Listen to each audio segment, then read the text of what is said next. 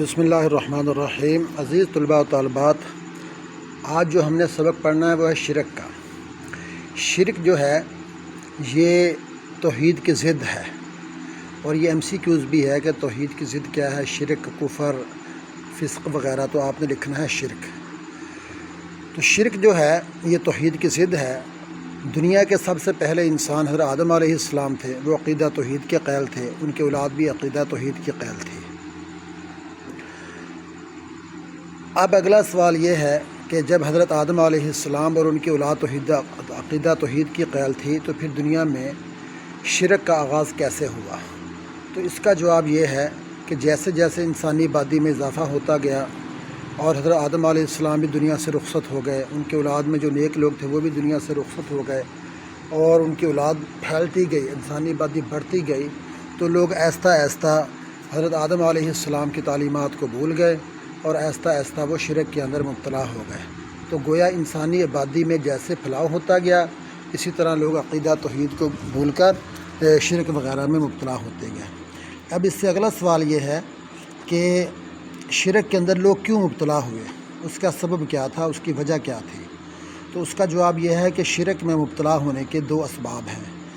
Number 1، پہلا سبب یہ ہے کہ لوگوں نے جس چیز کو دیکھا کہ یہ ہمیں نقصان پہنچانے والی ہے یا خطرناک ہے، یا جس کو انہوں نے ہیبت ناک سمجھا، خوف زدہ ہوئے، تو انہوں نے محسوس کیا کہ اگر ہم اس چیز کے سامنے جھک جائیں، اس سے معافی مانگیں، تو شاید ہم اس مصیبت سے بچ جائیں۔ جیسے مثال کے طور پر انہوں نے دیکھا کہ سمندر بہت خطرناک ہے، تو سمندر کی پوجا شروع کر دی، اور اسی طرح انہوں نے دیکھا کہ ہوا، طوفان وغیرہ بہت خطرناک ہیں، تو اس کی پوجا شروع کر دی، اور اسی طرح جو ہے وہ انہوں نے دیکھا کہ سانپ وغیرہ بہت خطرناک ہے، اس کی پوجا شروع کر دی۔ گویا جس چیز سے انہوں نے نقصان محسوس کیا، خوف زدہ ہوئے، ہیبت زدہ ہوئے، ڈر کر اس کی پوجا شروع کر دی۔ اور دوسرا سبب شرک میں مبتلا ہونے کا یہ ہے کہ جس چیز کو انہوں نے دیکھا کہ اس سے نفع ہو رہا ہے، ہمیں یہ فائدہ دے رہی ہے، اس کی پوجا شروع کر دی۔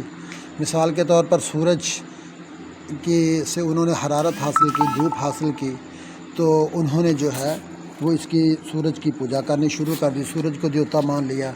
اسی طرح گائے کو دیکھا کہ گائے جو ہے وہ دودھ دیتی ہے اور اس سے ہمیں بہت نفع ہوتا ہے، اس کے بغیر ہم زندگی نہیں گزار سکتے، تو انہوں نے گائے کی پوجا کرنی شروع کر دی۔ تو گویا کہ شرک کے دو سبب ہوئے، ایک ہے کسی چیز سے ڈر کر، خوف زدہ ہو کر اس کی پوجا کرنا، اور دوسرا ہے کسی چیز کو مفید اور نفع مند سمجھ کر اس کی پوجا کرنا۔